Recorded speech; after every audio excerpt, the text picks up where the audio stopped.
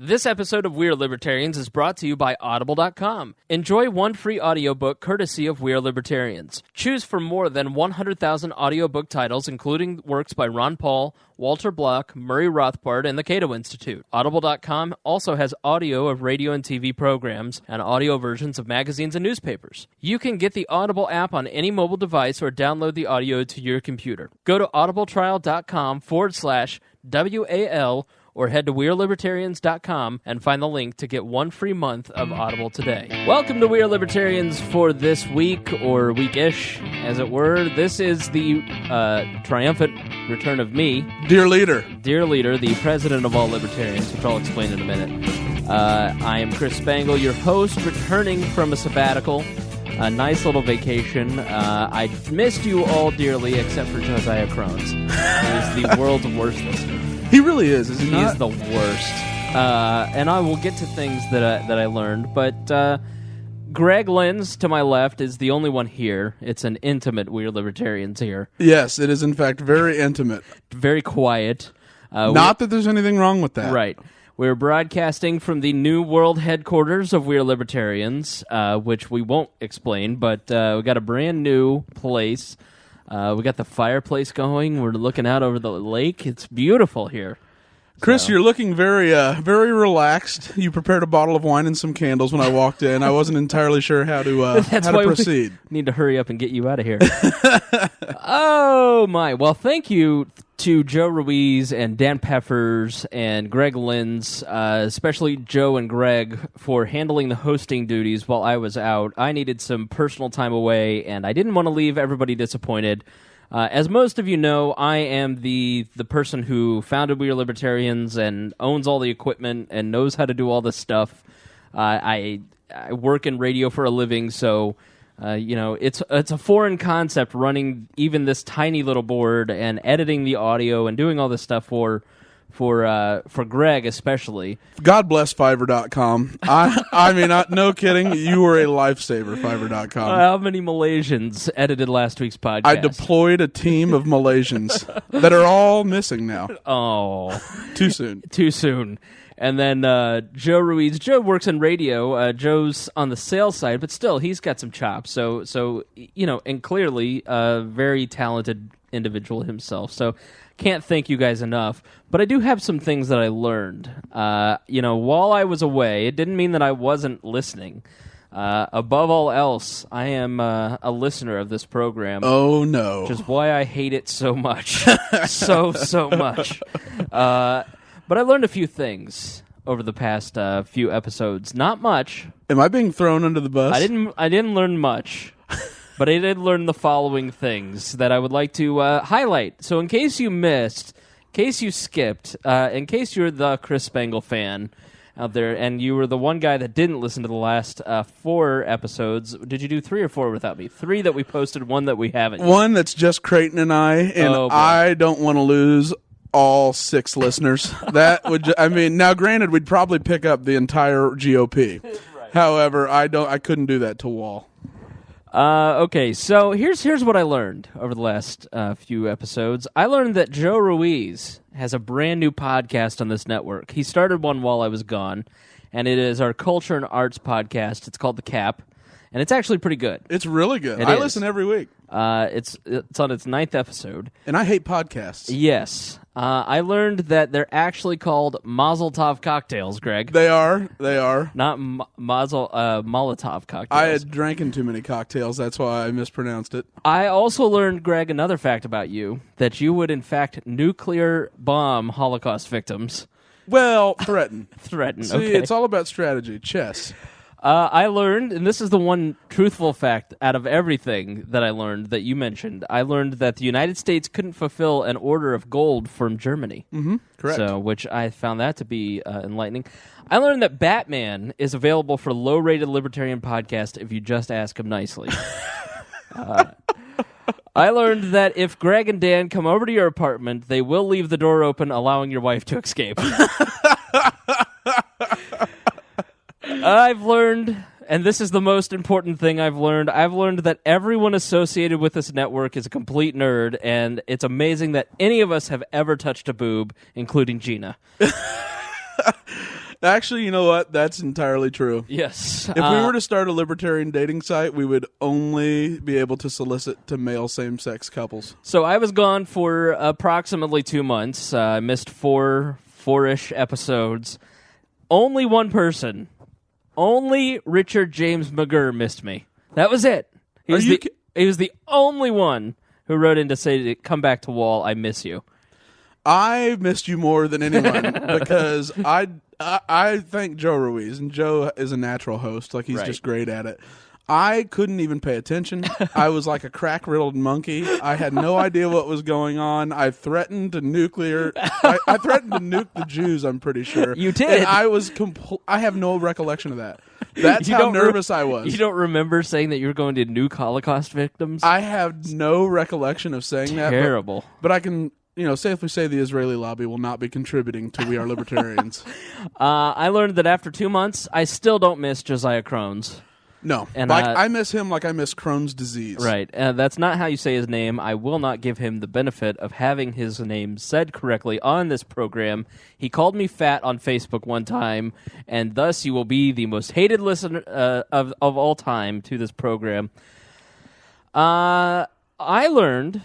This is an important and disturbing fact about Joe Ruiz. I learned that if given the option of having an African-American man named Rashad on the program, or the whitest person in the entire Libertarian Party, our Director of Minority Outreach, Joe Ruiz, will choose Dan Van Doren. Yeah, he did. I listened to that episode. It gets to the end, and our Director of Minority Outreach says, "Oh, hey, by the way, we want to say hi to Rashad, who runs... a Facebook page, which is escaping me now. I should have put it in my notes. Way to plug it at the end. Well, see, here's the thing: is really Joe, promoting racial diversity on We Are Libertarians. Joe is a competitive minority, so he's okay. All right, only kidding. Brother. Hello. Crank call. And lastly, I learned that Dr. Mark Thornton is an excellent guest. I listened to that episode on the way Saturday night out to give a speech about We Are Libertarians to the Henry County Libertarian Party. Listened to it on the way out there. Dr. Mark Thornton knocked it out of the park. Just covered so many subjects in such a great way. You asked fantastic questions. Joe did a great job hosting the podcast. So... that was very good work, gentlemen. That was so much fun, and I could have probably and I know I probably dominated and hogged it, so if you're not a me fan, one, I don't blame you, and two, I apologize for taking up that much of your time. But I could have sat there and just talked to Dr. Thornton the entire time. I loved it, and I can't wait to have him back on. Yeah, so very good job. Were you disappointed, though, that we were so bad?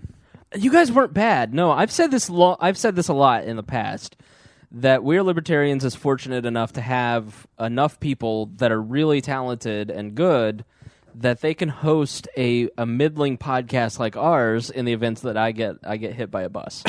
So, now you weren't a Canadian gulag. We have just enough people to be mediocre.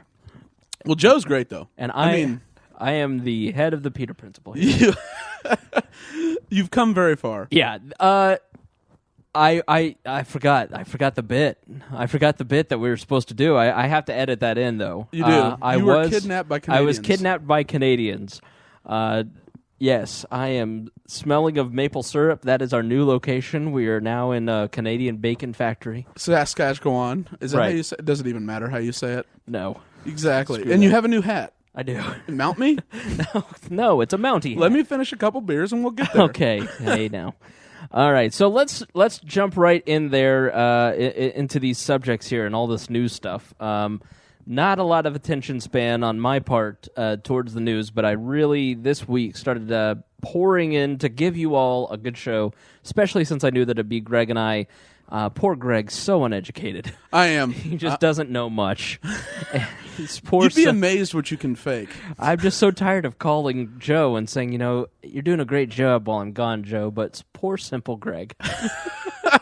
He just can't keep up. He just wants to nuke the Jews. Is that a big deal? And we should explain that that's not what he was saying at all. No. But that was the extent of the argument that Van Doren tried to paint him into. And I'm just sitting there going... Okay, things got out of control fast. Yeah, you know what's funny is I learned the hard way. Right. You never talk practicality with libertarians. The second you bring about reality or practicality is you've already lost and you're about to look like a racist, bigot, homophobe, Right. whatever. Right. Before we jump into subjects, I have to say thank you to Travis Week. Travis Week. I never say it right. I'm sorry, Travis. He's been on the show before. I know he has. I know. And he is the only active supporter of this program. Travis, and God bless it, I said his name wrong. I apologize to you, Travis. But my friends out in Henry County, just out in the eastern part of Indiana, towards Richmond, towards the Dayton, Ohio, Columbus part there of Indiana, they actually invite me out. I've been gone a year and a half out of the Libertarian Party leadership position, and they're the only ones that call. They're the only ones that write. I love those guys out there. They invited me to their county convention to talk about We Are Libertarians. As predicted, it was unsatisfying and disappointing. It was in the middle of a restaurant, and there was a birthday party next to us, and food was being served while I was talking. It was so distracting. And you know me, I'm like ADD as all get out. If you had only taken your Adderall. Oh, that wouldn't have even worked. But it was, there were many people there who had heard my shtick before, but several who had not, and hopefully they are listening to this podcast for the first time. Met a great candidate out there running for State House 54 named Brad Owens. So look him up. But just wanted to say thank you to Travis for asking me out to speak about the program and give a little insight. And I want to thank him for my speaking fee. It isn't often that people actually pay attention to the writer and they provide me with what I ask for and they pay the speaking fee. But, gosh darn it, he went out to Walmart. He bought 24 cans of Fancy Feast and 5 bags of Temptations cat treats and mittens. And our new little friend here on the program, Cornelius, they're so happy. They're very happy. They're very happy. Now, you know what? God bless libertarians. Their adherence to principles That's right. by abandoning fiat currency like the U.S. dollar and paying you in cat food, that is true believer right there. That's better than Bitcoin. It's not only currency, it's also prepper material. It is. It is. Absolutely. If things go bad, you all can come to my house because Mittens, Cornelius, and I have enough food to last us through the winter. I'm only bringing begging strips. That's all I'm bringing over. So it was very, very cool of Travis, and I wanted to thank him right up front here. So let's get into it. There's a little bit of spat in the Liberty movement today. It sort of broke when Ron Paul wrote an article on March 17th about Crimea seceding. And he's also been doing interviews, as Ron Paul does, talking about U.S. foreign policy, and has framed a lot of this as a failure of U.S. foreign policy on an overarching scale. I really don't feel like we have to explain too much of what Ron Paul believes about foreign policy to people who listen to this program. But I do want to read, I'm going to read 2 things to you. They're very short, and so they won't take very long. But this is the March 17th article by Ron Paul in the USA Today. And Ron Paul writes, residents of Crimea voted over the weekend on whether they would remain an autonomous region of Ukraine or join the Russian Federation. In doing so, they joined a number of countries and regions, including recently Scotland, Catalonia, and Venice, that are seeking to secede what they view as an unresponsive or oppressive governments. These latter 3 are participating without much notice, while the overwhelming Crimea vote to secede from the Ukraine has incensed the U.S. and European officials and has led NATO closer to conflict with Russia than it has since the height of the Cold War. So what's the big deal? Ron Paul asks to the USA Today readers. Opponents of the Crimea vote like to point to the illegality of the referendum, which if there's anything that I know, Greg, that I learned while I was gone, you can trust a Russian election. Absolutely. But self-determination is a centerpiece of international law. Article 1 of the UN Nations Charter points out clearly that the purpose of the UN is to develop friendly relations among nations based on respect for the principle of equal rights and self-determination of peoples. So why does the U.S. care which flag will be hoisted on a small piece of land thousands of miles away? Critics point to the Russian occupation of Crimea as evidence that no fair vote could have taken place. Where were these people when an election held in Iraq, occupied by U.S. troops, was called a triumph of democracy? Perhaps the U.S. officials who supported the unconstitutional overthrow of the Ukraine's government should refocus their energies on learning our own constitution, which does not allow the U.S. government to overthrow governments overseas or send $1 billion to bail out the Ukraine or its international creditors. The last two paragraphs here. Though the Obama administration has applied some minimal sanctions on selected Russian and Crimean individuals, neither the U.S. nor the EU can afford significant sanctions against Russia. Global trade provides too much economic benefit to both sides. Indeed, international markets rallied on the news that the sanctions would be thus far minimal. They understand that trade and economic engagement are the surest roads to peace and prosperity. Let's hope governments will follow their lead. Anything that I read that really kind of stood out to you? A lot of things I thought were incorrect. Okay. I really did. And I thought, for one, to me, this has been one, like you said, Russia doesn't exactly believe in fair and or free elections whatsoever. What they do believe in is nationalism. Right. And nationalism is one of the most powerful things driving this entire crisis. And isn't it terrible when a country exports its own nation's values? Well, unless it's freedom, and we're in the United States. By the way, Saturn, apparently one of Saturn's moons, has 5 times the oil of the Earth. I bet you anything there's a rocket that can get to Saturn in the private market. Because we're about immediately to free the S out of them. Darn right. They need freedom. So... No, but I mean, Ron Paul, this is the thing, Ron Paul is looking at it, yes, and principally, yes, Crimea deserves to determine their fate. And really, individuals, obviously, we're libertarians, we believe individuals deserve to determine their fate. But in no way, shape, or form does this improve freedom, civil rights, economic freedom for the people of Crimea whatsoever. Right. This is a nationalistic move. And to me, this sort of cements my belief that nature abhors a vacuum. The United States and President Obama has very much believed that if we open up markets and we interlink ourselves with other economies through the free market, that peace will be the result. That the more interwoven you two are, the more trade exists, the more you'll understand each other, and the less likely you'll go to war. The only thing is, that's a great theory, and it's worked quite a bit, but what if it doesn't? Right. And right now what I see is a leader who actually his economy was actually struggling, was actually slumping, Russia's was, and Putin he wanted to, but two, he needed to give Russia a shot in the arm. He wanted to reestablish their presence as a global superpower. Yeah, the Olympics was not about Russia showing Russia off to the world necessarily as much as it was Russia showing off to itself, kind of making itself feel better about itself. Getting some nationalistic pride swirled up, and then this, where it's Putin against the West, and it's painted in the Russian papers as our great hero Putin is taking on the United States and the European Union, and they're creating this us versus them narrative. Russians have a very strong sense of, they have always been the redheaded stepchild of Western society. Yep. They have always been the ones in World War I and World War II. Well, send the Russians to the front lines. Who gives a crap about them? It's always been an uneducated society. They've always been behind on technology.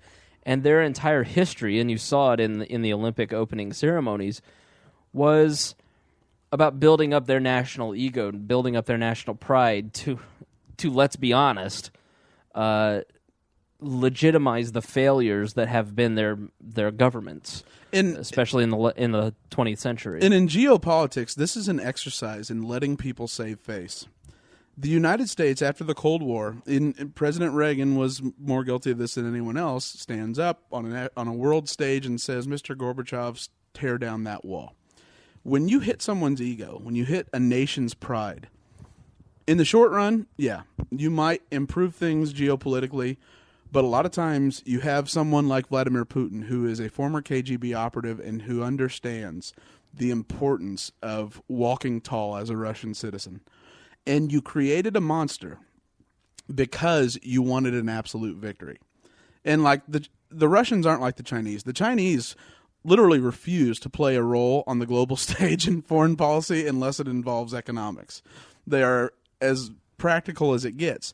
Vladimir Putin understands that the more power you're perceived to yield, the more powerful you are.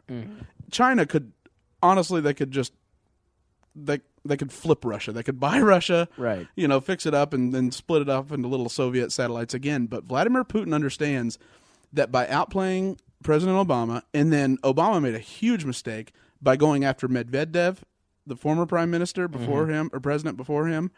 That's who he wanted to develop a relationship with, because that's who he wanted to elevate within their society as the leader. That was a miscalculation. By not acting, by sliding Putin that way, he created his own monster.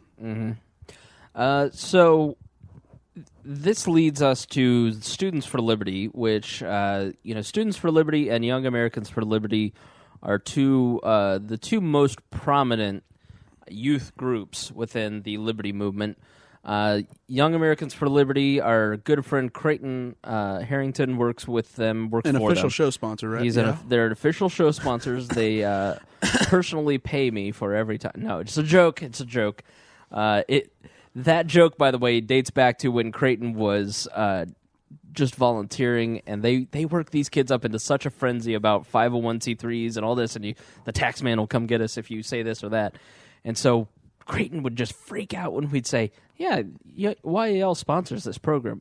Shut up, man! Shut up! So it's still funny. It makes us laugh. We don't care if any of you people get it. We would care not at all if Creighton lost his job over it. That's a him problem. Yeah, that's a him problem. We are libertarians.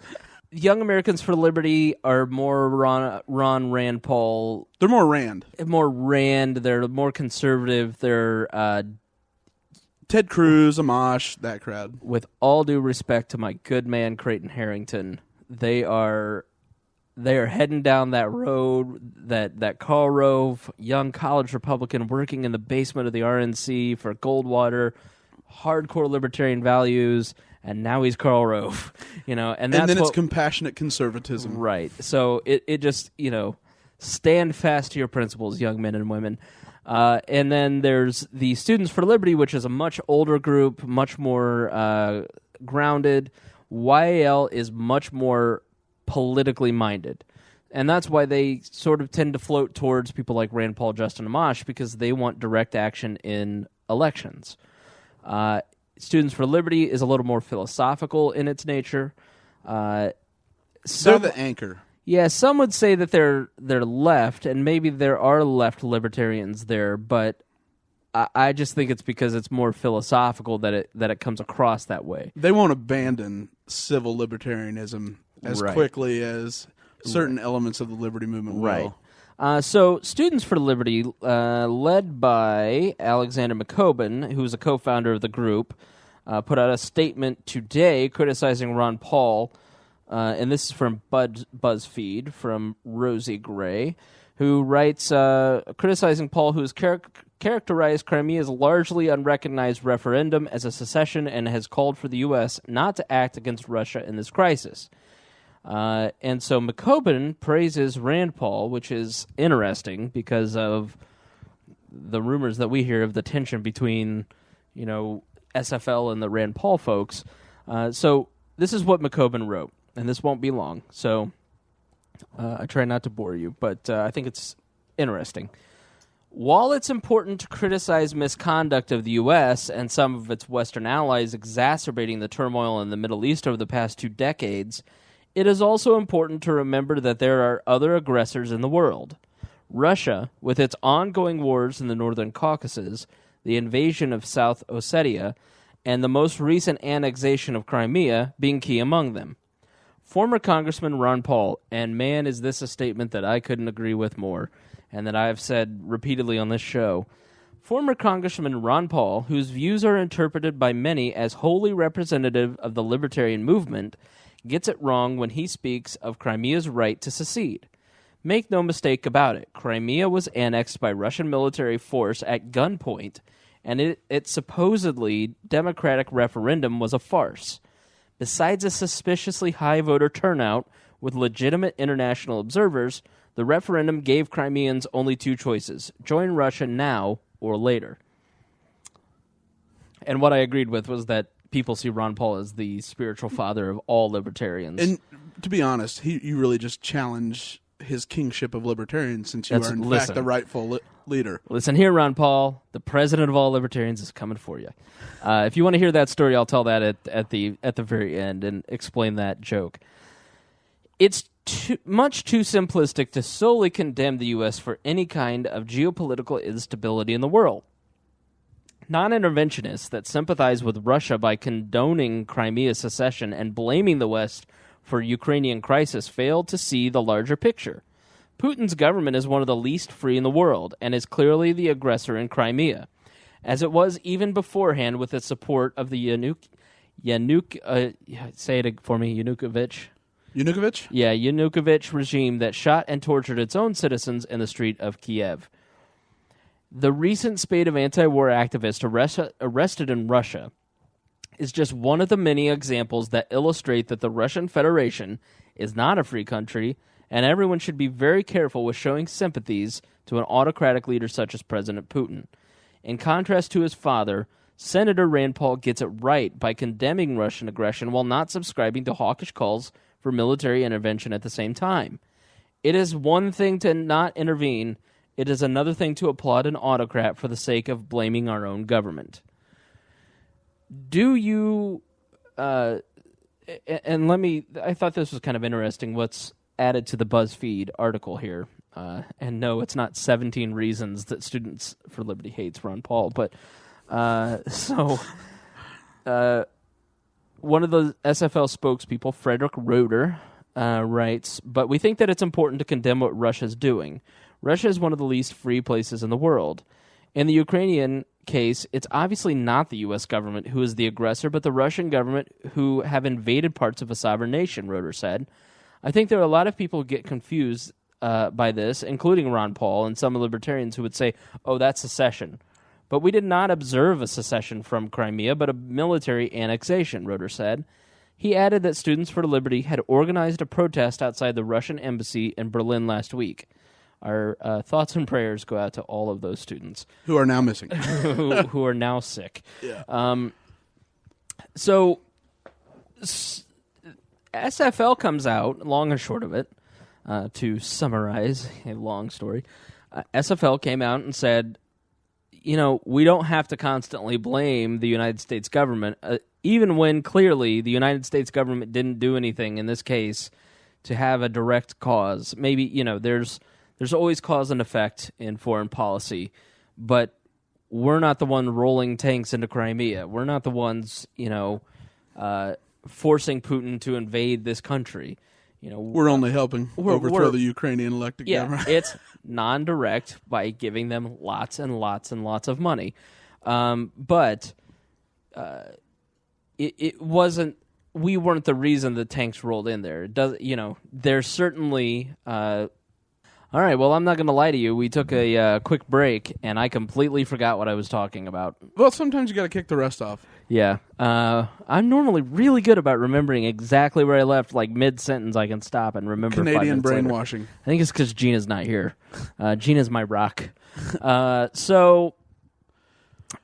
But no, we're talking about the annexation of Crimea. Yeah. So Putin is clearly a dictator, and we talked about this on the program. You called it earlier. I didn't believe he was. A year ago, you said it, and I didn't believe it. I didn't go back and pull the audio just because I didn't have time, but it was at the very end of one of the shows in one of the things where, at our soapbox at the end, I said, listen, watch out for this dude, because he's clearly an autocratic leader. He's clearly somebody who it could be the next great dictator. Mm-hmm. And here's a guy who now, fast forward, is creating as much national pride as he can. He's clearly identifying an enemy, which is us, to stir up nationalistic pride. Now he's invading countries, and I wish I had saved it, but there was a great Tom Clancy. I saw it on Reddit earlier this week, and it was from a Tom Clancy novel where he said, Putin will come in and invade Crimea, and then he'll go to Hungary and the Czech Republic and Poland, and had it all outlined about what domino would fall next. And here's a guy who I really think is a very evil man. He clearly has the resources to do a lot of damage. I think he's a very serious problem. But is he our problem? Whose problem is he? This is the evergreen question. This is the difficulty of foreign policy when you're a libertarian, is whose problem is it? Is it nobody's problem? I think the Malaysian airplane thing, it really kind of was a great example of foreign policy the way it ought to be conducted, okay? Nations work together for the good of humanity without any beef, without any questions. The Russians, the Australians, the Chinese, the Malaysians, the Americans, the Canadians, the British. Well, let's not go that far. Yeah. The Canadians were involved. I'm fairly certain that it was them. But I said that to someone. Listen, I'm just saying the plane could make it all the way to Canada on a full tank of fuel. That's what I told John Yuan that it was the Great White Menace. I heard that on Fox News, so it must be true, right? You've been hanitized. I'm a great American. So, but they work. We as a world community, because we, meaning you and I, clearly had a lot to do with it. Came together for the benefit of mankind to solve a problem, a short-term problem, or it could be long-term problems, without sitting there, trying to play games and do all this BS. Whereas this Crimea situation, it's just the exact opposite. I agree with Ron Paul. I don't really care what happens to Crimea.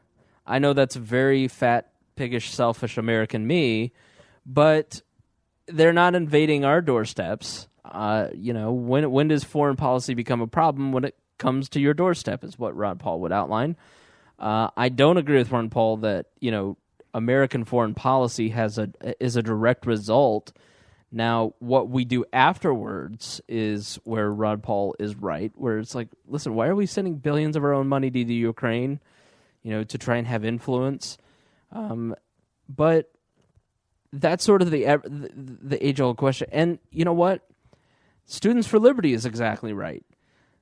It's okay to call a bad guy a bad guy. The United States doesn't always have to be your first knee-jerk response saying, these people, we're so bad, the United States government is so bad. Like, it's okay to say Putin is a bad person, he did a bad thing, and it doesn't mean that you're arguing for interventionism. Yeah, man, this is where I kind of have a hard time, and I don't have a hard time saying like we should obviously send troops into Crimea, 'cause I don't think that's the right answer ever. But I have a really hard time with this idea that it's not our problem, because I wish I could attribute to who it's to, but it was a female writer, and it was about the Holocaust, and it was, well, first it was first it was first they came for them. And it wasn't, don't worry, it's not us. Then they came for X, and then it's not us. And I'll look it up because I'm kind of butchering it. But the point was, we never worried about it until they were on our doorstep. And when we were out at DePaul, when Ron Paul came and spoke, and I got to ask him a few questions, it was actually about Syria. And I asked him, where is your red line? And he said, my red line is when they're at our doorstep. And for me, that is, I would rather much... Even if we're not going to be, I'd rather be not isolationist, but non-interventionist, but extremely strong. I believe very much that I want to be feared. I don't want to go out and necessarily be the world police ever, but I want them to think that, oh my gosh, if we ever hit them, we're in so much trouble that we better not wake the bear from slumber. Yeah, but we have a feared military. Our foreign policy clearly is not feared because it is so widespread that it has become inept. It's become a joke. It's what is Obama going to do? Draw a red line? No. No. And there's no clear leader in Syria. I mean, at this point, Assad is the leader there, but he's not really the leader like Putin, where Putin has the entire nation for the most part behind him. and stirs up this national support. He's got support from other nations. It's a different ballgame than Syria.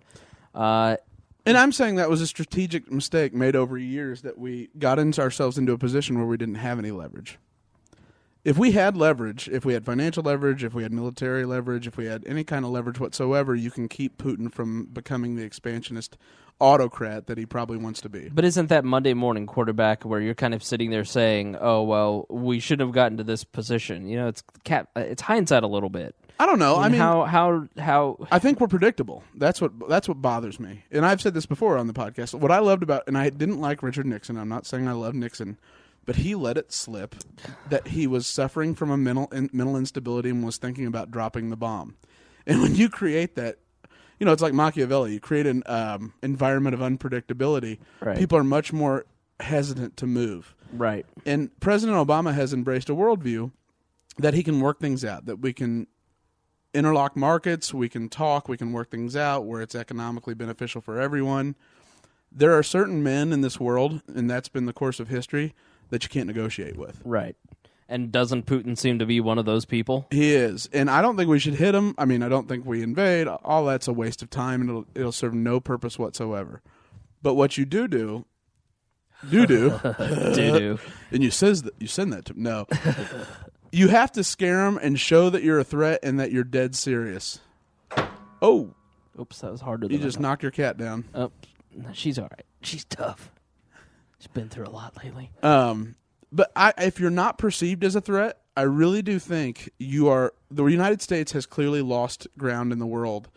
In George W. Bush, people were afraid of. Yeah, he invaded Iraq and Afghanistan for no reason whatsoever. Right, but none of that is good. That isn't good. It isn't good. But you can let them think that. That's what I mean. Right. You don't need to do it, but you need to let people think and be scared to death that you might export freedom to a cave near them. It's what Glenn Beck calls the twitchy eye. You just got that little bit of a twitchy eye. Exactly, because people won't mess with you if you're crazy. Right. You know, put Sarah Palin. That's why I said, you put Sarah Palin in. No. Nobody's messing with Sarah Palin. I'm sorry, but this episode of We're Libertarians has officially been canceled, and Greg Lenz has been fired. I don't mean as president. I'm just saying you make her Secretary of Defense. Bring back Secretary of War.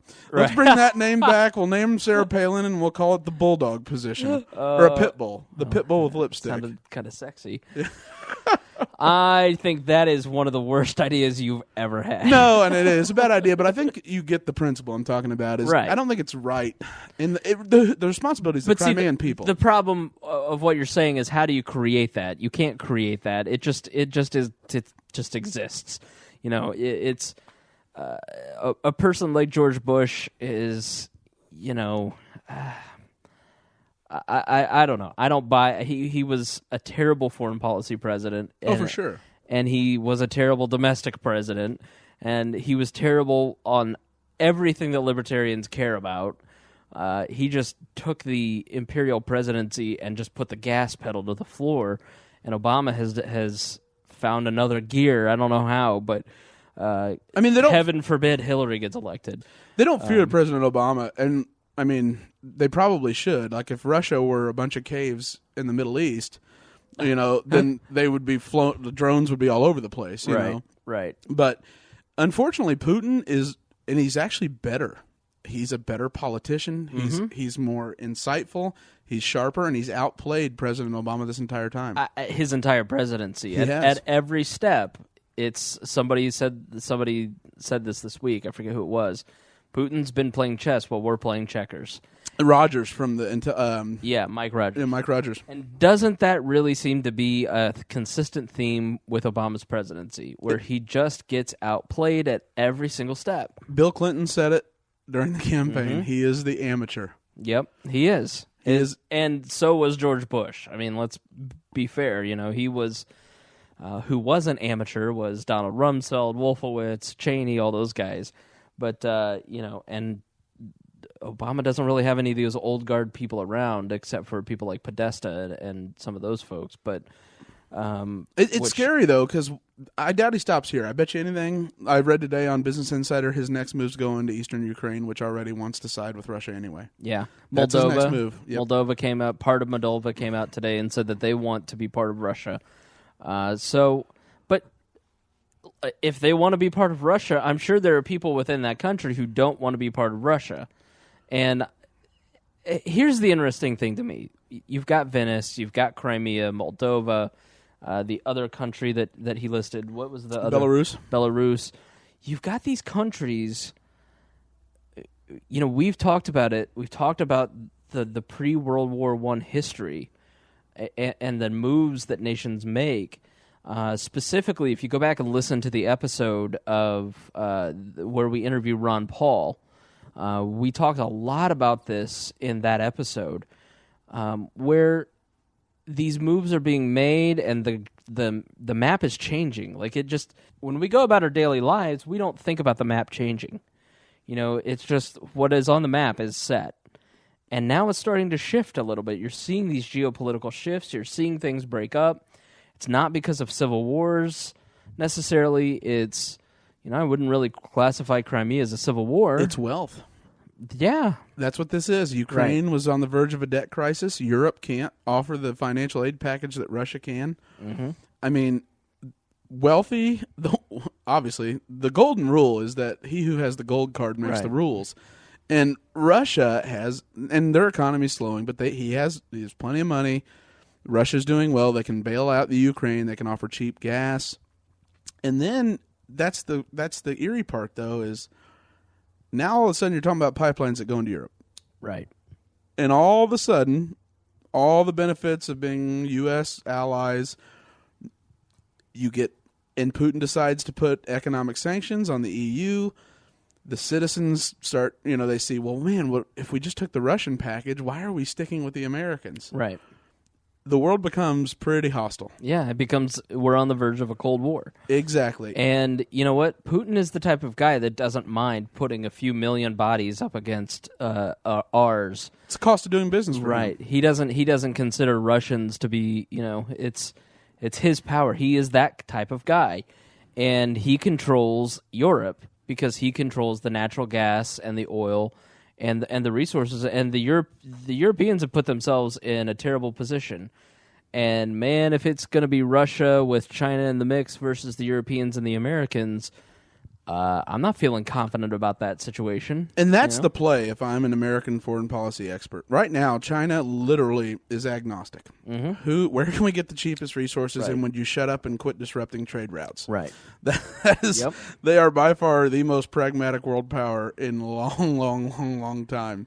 Yeah. And well, they need to be. They need to be stable because they're on a verge of collapse themselves because of their population. And they're older than we are. Right. And yet they need growth, they need wage growth, they need all these things. But if China's ever going to get involved, it's going to be as a consequence of economic I guess you could say disruptions. Mm-hmm. And that's almost what we need to do. We need to say, listen, do you really want 1.1 billion people that you are borders with that are as pragmatic as it gets? And that swings both ways. They feel the same way about human life as they do about conducting transactions. Do you really want to make them mad? Do you want to talk about nationalism when you have a group of people who see for the first time in their country's history since Mao a little bit of sunlight on the horizon, and they see they're starting to be proud? Right.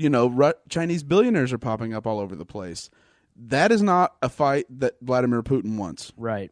Whatsoever. Because if they decide we're not buying your stuff, he won't even be able to unload that to Europe for pennies on the dollar. Well, part of what I talked about a year ago was the Paulson recounting of this dinner that he had with the Chinese, where Hank Paulson was the Treasury Secretary, and this was right after the collapse. Mm-hmm. This was right after the financial meltdown. So it would have been November, December-ish, when the Treasury Secretary of China came to visit our Treasury Secretary. And he essentially leans over in the middle of this dinner and says, listen, Russia wanted us to have basically carry out a terrorist attack on our currency where we unload all of your treasury bills on you, and we call in those notes, both Russia and China, because Russia holds a lot of our notes as well, and we could financially collapse the United States and then become the two superpowers in the world, and the United States is ruined. And China said the only thing standing between Vladimir Putin and his desires is us. And Putin just said, or Putin, might as well be, Paulson said, that just chilled me to the core. And I think that is a horrific sign. You know, it shows you where, I think that one story really illustrates where the Russians and Putin, their direction lies, and the Chinese realize they're holding the cards. Oh yeah, the person with the money always holds the cards. They have the financial, they have the bodies, they have the financial resources, the minerals, the gold. They own our debt. We depend on them for trade. And as Peter Schiff talks about in his fantastic book, how an economy grows and why it crashes, once China figures out that they have a middle class that they can sell to, why are they worrying about giving away their goods and selling to the Americans when they could just enrich their own country? Yep. Right now they need us. They need us for jobs. Eventually they won't. No. And now the big thing is, will they ever let their currency appreciate to the point their middle class comes up? And that's, if they do have a middle class, they're going to want more civil freedoms. Mm-hmm. So, but I mean, it's inevitable, I think. I really do think in China it's inevitable. But I don't know like, let me ask you, if you are in a libertarian, if you're in a part of a libertarian administration in the United States, and you right now are John Kerry, what do you go tell? What is your advice to the president? That might be it. I really struggle with it, and this is one of those. This is one of the tough parts about libertarianism, and this is. I heard Joe mention Casey Hendrickson say that nothing is not an answer. Well, sometimes nothing is an answer, and Casey's just wrong, and Joe should have said, "No, you're wrong," because you have to look at the ends. Okay. You can try and do what Kerry's doing and do all these peace talks and try and structure some of the conversations amongst world leaders. That's probably about as involved as I'd want to get. And you try to determine what really is happening on the ground. To the people of Crimea, like, is the vote legitimate or not? And you don't look, in my mind, you wouldn't look at it like, well, what's best for us? So then that's what we're going to say. Because I think a lot of times our foreign policy is like, well, it'd be better for us to say if it's illegitimate or not. So ultimately, I'm not willing to commit troops, and I don't necessarily believe in economic sanctions. I believe that economic sanctions are an act of war. Because the best way to, just like the Students for Liberty said, the best way to fix the situation is with solid economic growth. And that's here and there. And if you put all these sanctions on Russia, then that has the opposite effect of helping. All that does is kind of help clamp down on, help Vladimir Putin clamp down. So, I wouldn't recommend sanctions. But if you're my Secretary of Defense, and I'm waiting for your recommendation, what are you going to tell me? Yeah, but Secretary of Defense or Secretary of State, Secretary of State, I would say that this is all on the Europeans. That this is largely their problem. That they're the ones who have to take the lead on this, and they have to negotiate with Putin to find out his true intentions. I think a lot of that is, Chamberlain, Hitler Part 2. Where, Berlin. Right. And the British Foreign Secretary, Jack Straw, or whoever it is now, will come home with we've signed peace accords. I don't think there is a lot that the United States can do beyond saying the Europeans are in the lead and we're going to back them up because they're our strategic allies. I think it would be interesting if they kick Russia out of the G8. That's under talks right now. Obama I don't know if he's leaking that or if he's seriously actually considering recommending that it become the G7 again and that they kick Russia out of the IMF, which I think would be ballsy, actually, of Obama for once, but which is why I don't think it's going to happen. I mean, for me, they kick them out of the G8, but this is one of those things where, regardless, Europe needs Europe has got to have energy. Right. The whole world runs on energy. They have got to have it. They don't, for the most part. Like Finland and Denmark, they've dabbled in this, renewable energy, and with enough subsidies, anything's affordable. But if they don't get it, there is one way to do it. And this is what I was thinking about a lot last night. I was thinking, how would I solve this? There's one answer. Syria. The whole reason, and now this is off zero hedge, but the whole reason this little Syrian conflict happened is Yemen is dying, and I mean dying, to build natural gas and oil pipelines through Syria into Europe, so there are two providers. Right now, Russia owns Syria. Assad helped hang on to power because of Vladimir Putin. If I am the United States government, I will, through back channels, going to contact Bashar al-Assad and say, listen to this. We will back you. You have to make certain civil reforms. But honestly, he's better than the alternative, like from a civil libertarian perspective. Unfortunately, yeah. Yeah. I mean, he is the lesser of two evils. He's still evil, but he is the lesser of the two. Right. And so I go to Assad and I say, how would you like to cement your leadership over this nation? We will sell you the weapons that you're going to need to hold on to your power. Here's the deal, though. You're opening up a big old pipeline that's going to go right through Syria, coming through the Middle East, because if anything, we need to interlink our futures with the Middle East, if that's the policy we're going to believe in, bringing markets together. And then all of a sudden, Russia has a competitor to Europe. Putin has way less influence over there, and we don't have to. We can say, great, go sell to China. If you don't like negotiating with Europe, go see how you like dealing with the Chinese. But do you think that Putin is going to allow that to happen, or do you think that would have a cause and effect in some other place where he would try to stop your plan from happening? In this perspective, we can come out and, in my opinion, we can support like the Al-Nusra Front, which, I'm not huge fans of. You support Al-Qaeda. He would or we would? Well, you saw Charlie Wilson's war. You do it through back channels. Oh, boy.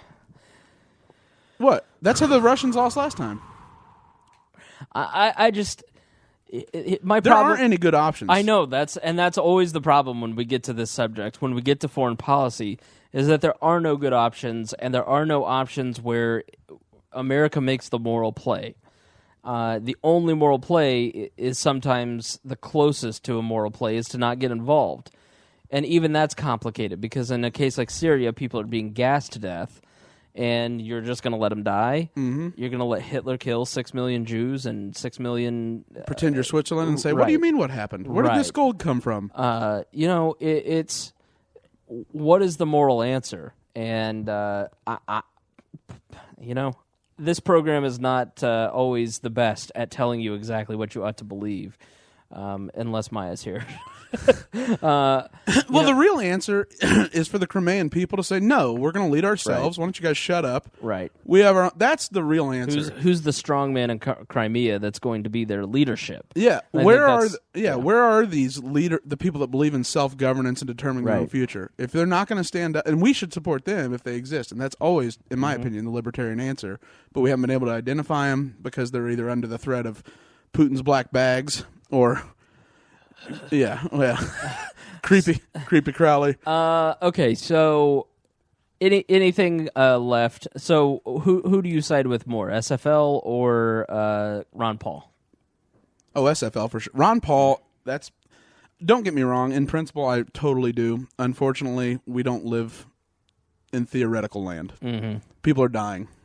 Yeah, people are going to die, and he's going to march. He's going to continue marching. Right. He will not stop.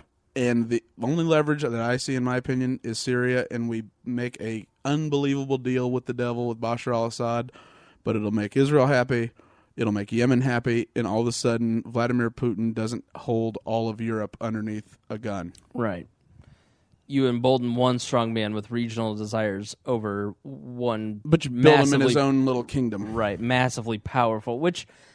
Again, has been the problem, and the problem with your argument is blowback, is the people that are going to be murdered and killed by Assad once he regains full power, that fosters movements who then blame you for intervention.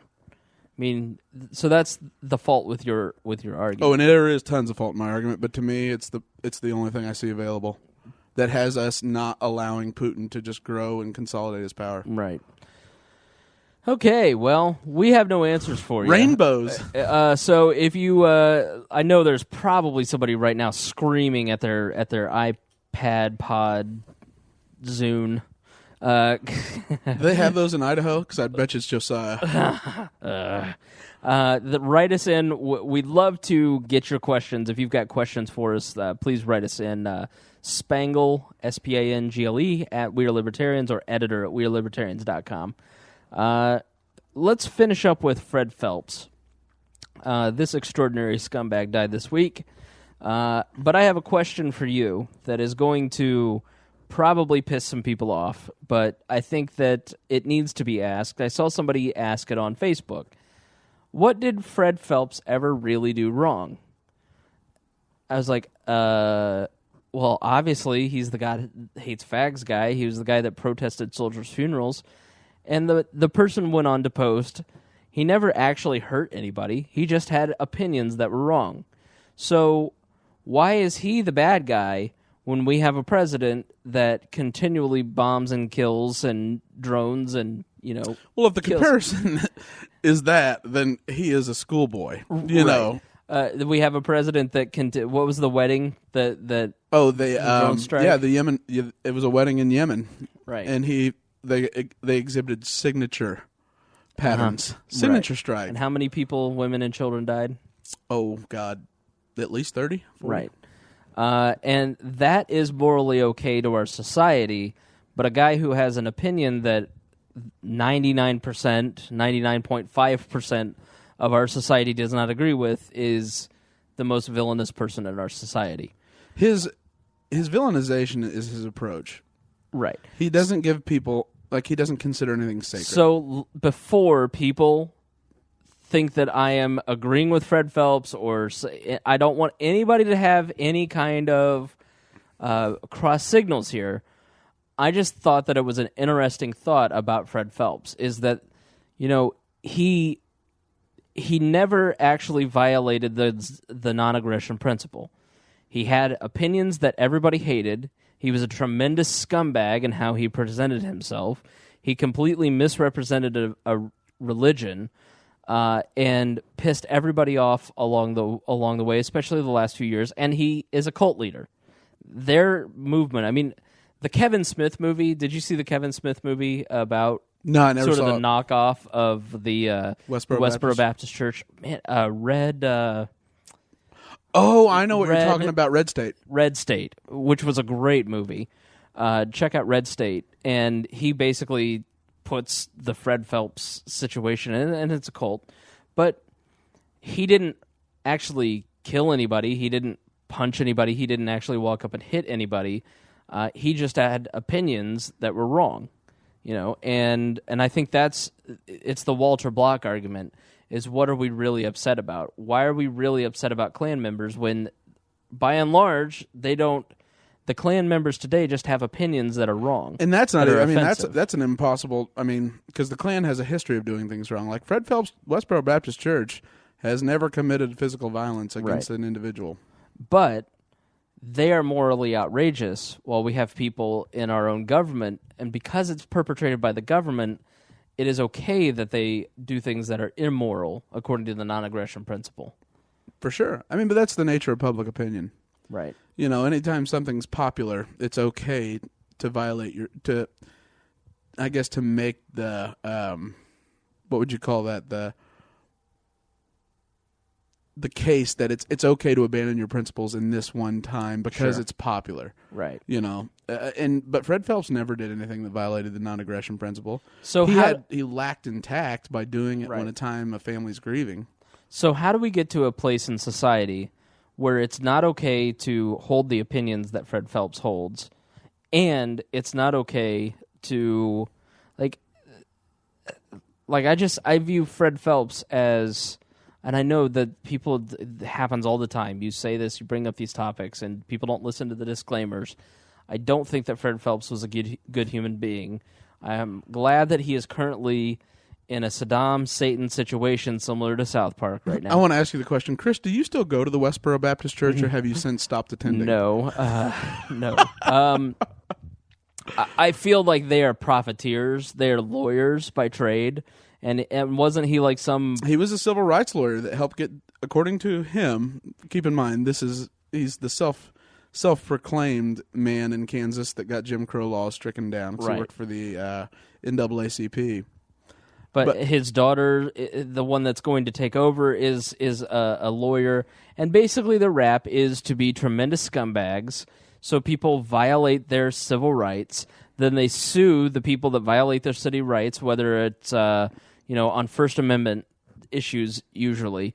And then that's how they've made all their money. Oh yeah, they're provocateurs. They're provocateurs is exactly right. They probably don't even believe their own shtick, honestly. They just say this stuff so they could get money out of lawsuits, and we have fallen for it. But I just thought it was a really interesting point that I wanted to bring up, that, sometimes I don't think we think about what is morally acceptable. Where are our boundaries? It's not okay for somebody to hold an opinion that is offensive, but it's okay for this entity to harm someone, to take someone else's rights, because they're the government. So, I don't know. No, it's an interesting framework to think about it that way. Because even the government, in the case of Fred Phelps, let's say they protest a Marine's funeral, and they provoke the individuals to the point where they get beat up, and then they want to sue because their First Amendment rights were violated. They're allowed to protest. But with the issues of jury nullification that we talked with about Dr. Thornton, it's very well possible that that jury, there would be a case. It would be by the letter of the law, correct? And the people are like, nope, we're good. Yeah. We don't like these people either. Yeah. So there has to be a level of principle. And so, yeah, can you disagree with the Westboro Baptist Church? For sure. The answer, though, is never to hit them, to attack them. You troll them. You mock them and belittle them to the point where they are so hurt to their core, they are so shaken in their foundations that they might even join the First Reformed Church of the Flying Spaghetti Monster. Right. Like the great sign. It's not even the signs where it's like, it's these displays of like two men kissing, or like I thought the sign that said, "We're sorry for your loss." Like I think that's infinitely more powerful than trying to be provocative back, trying to outdo them by trying to get their goat or get their goat, however it's said. I don't know why you want to get somebody's goat, but somebody stood outside and had sympathy for them, or making them irrelevant with the motorcycle guys that go around and block them out and make them irrelevant. I mean, send a group of gay nude men to dance on them outside the funeral. Like, why would you ever want to resort to violence when you could have so much more fun just trolling them? We lived through this with the Facebook and Google chat little incident. Too soon. Yeah, like the greatest thing ever was painting the house across the street in rainbow colors. Yes. Hilarious. Exactly. Or you know what? Buy up all the land right around their church, every penny, and then turn it into a homosexual community for retirees with 5 o'clock nude hour. Why would I just never give them that satisfaction? You know what? Sometimes your ideas I don't agree with. Other times I like it. What was I going to say? Scumbags. Yeah, yes, they're scumbags, and I was reading. I'd never really paid attention to them whatsoever. I know a good friend of ours on the Obsessive Viewer, Anthony Tiny Ramian. Nothing makes him madder than the Westboro Baptist Church. Really? He is the nicest person you'll ever meet, but my God, he would go around and just he'd conduct vigilante justice like the Dark Knight. Is it because he is a Christian and they represent the faith in an inaccurate way? He's an atheist. Or he just gets offended by them? He just finds them morally reprehensible, right. And that's actually kind of something interesting. There's a little side thing that I find interesting, but we'll continue with this, and I'll ask it at the end. I just don't get offended by much. You worked in radio and politics. It's impossible to offend you. I just don't. If I see them, I just go, okay, whatever. There's not much that offends me. And I feel like in our society, like I saw some article, Beyonce went to the Anne Frank house in Amsterdam, or maybe it was in New York or whatever. And so Beyonce wanted to make sure that she was important and wanted to honor Anne Frank by posing next to Anne Frank, which is just like the height of narcissism. I'm going to honor her by having my photo taken with her. And it was a photo of Anne Frank that she was next to. Shouldn't she have hidden? So the article was in the Huffington Post or one of these online magazines where it's just like the whole internet now is basically just snarky. Like the Huffington Post, all their tweets have personalities. Just like, stop it. And the whole thrust of the argument was, were we offended by this?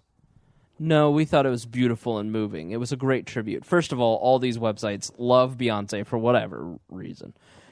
And page views. We won't even get into the band Bossy, where she's married to a guy who says bitch and hoe in every other song. But like their whole attitude is, are we offended? Should someone be offended by these photos or not?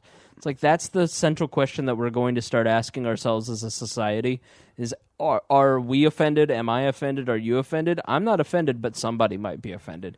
And it just seems like a lot of these Huffington Post, some of these blogs, I guess you'd call them at this point. But I mean, that's the incentive for them. Their incentive is to create madness on the internet, so they get the page views, so they get the most clicks. That's their business model, is sensationalism. Right. Is that a good thing? No, I don't think it is. That's the free market, though. I mean, I was on Facebook, and somebody posted the Huffington Post. They're like the worst offenders for me. Have you seen Miley Cyrus's sunburned Instagram photo where she had a sunburn? I'm like, really? Like, who's wasting 5 minutes of their day worrying about if Miley Cyrus has a sunburn? Anyway, sorry, old man rant over. No, but I mean, it brings up an interesting point to me. And there are two little things. One, if the free market demands it, should we be against it ever? Right. Should you, as king of all libertarians, or president, whichever you prefer, Putin of libertarians, president, please, president, I'm duly elected. You're duly elected, and I'm sure those are free and fair elections. All of you. But should we ever have an issue with that? If that's what society wants, what difference does it make to us?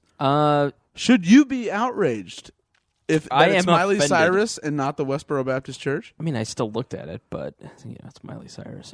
No, you can be outraged or mad or disappointed or whatever emotion that you'd like. Just don't pass a law about it. Stop consuming, stop giving them your dollars, stop voting by giving them your dollars, giving them those page views that help them get dollars. Just don't pass a law.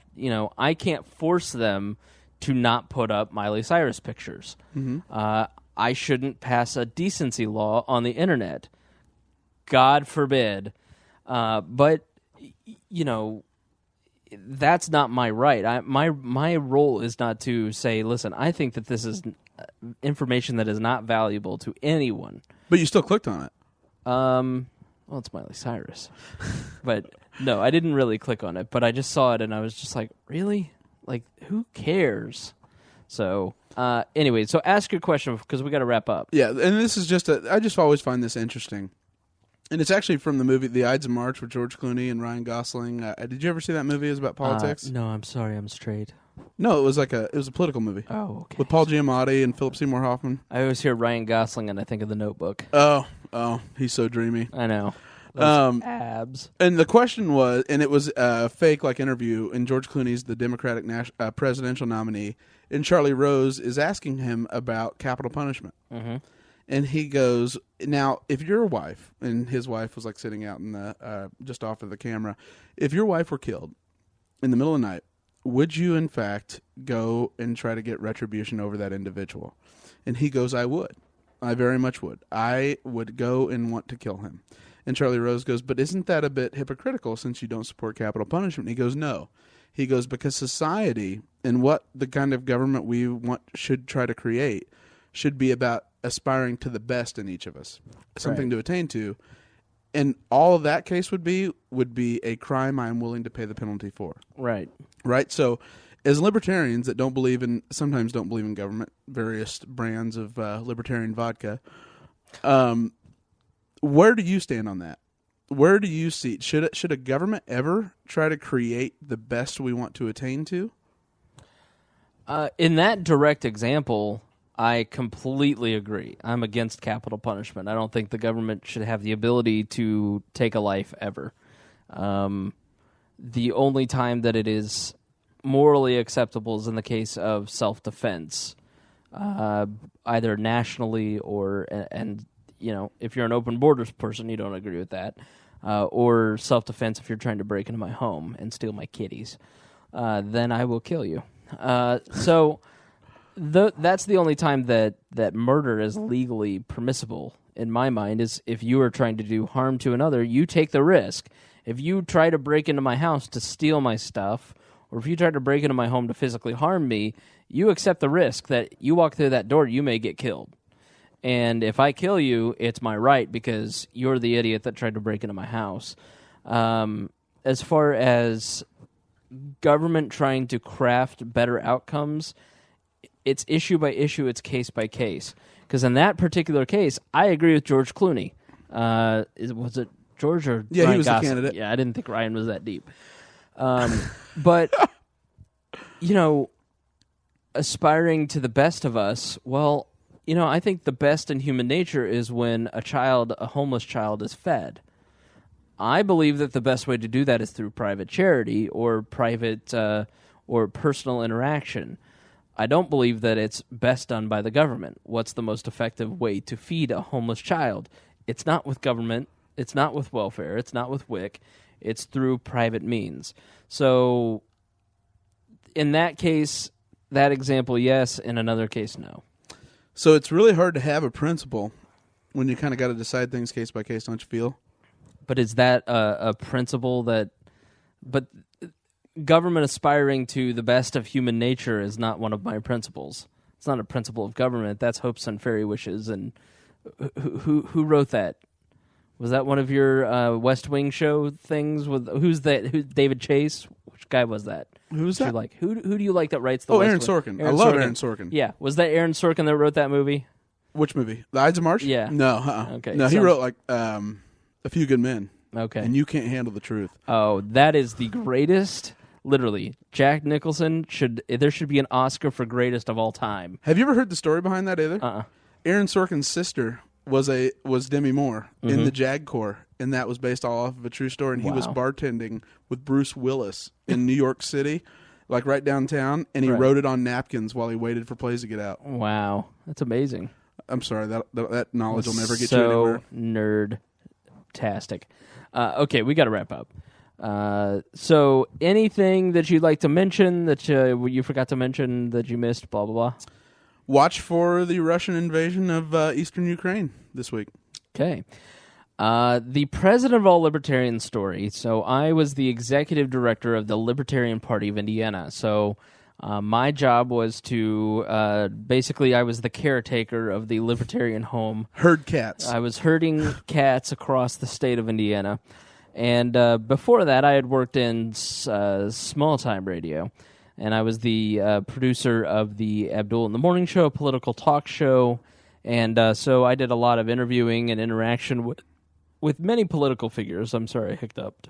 Interacted with many political figures, including one city councilman. And, I try to be a genial, nice person. I have my thoughts and opinions, but I try not to take politics too seriously.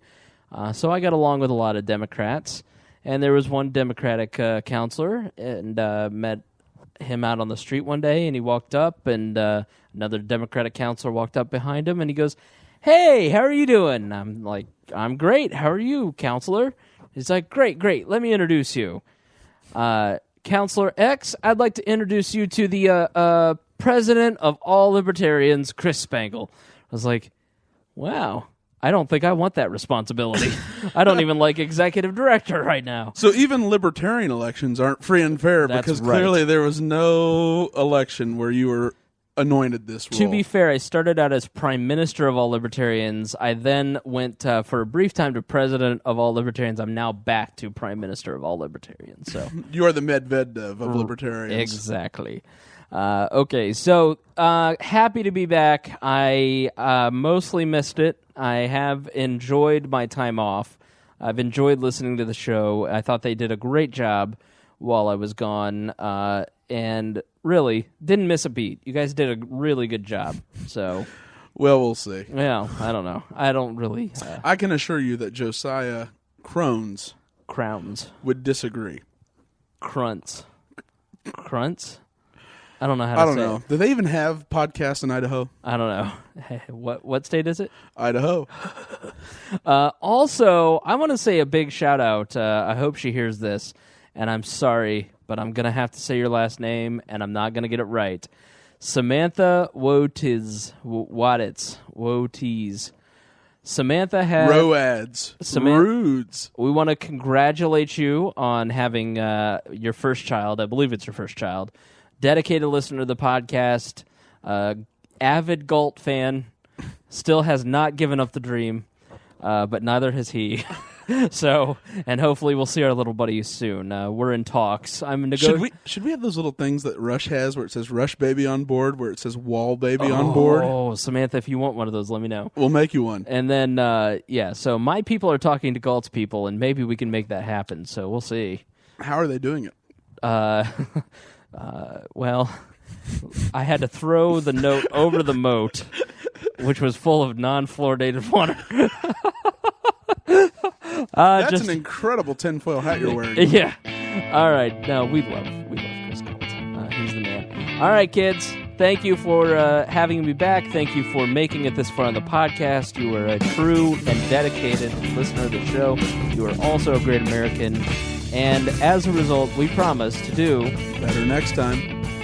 Music for We Are Libertarians is provided by Hoosier musician Brian Keith Wallen. Please check out his website, briankeithwallen.com. The song is Bad Spell.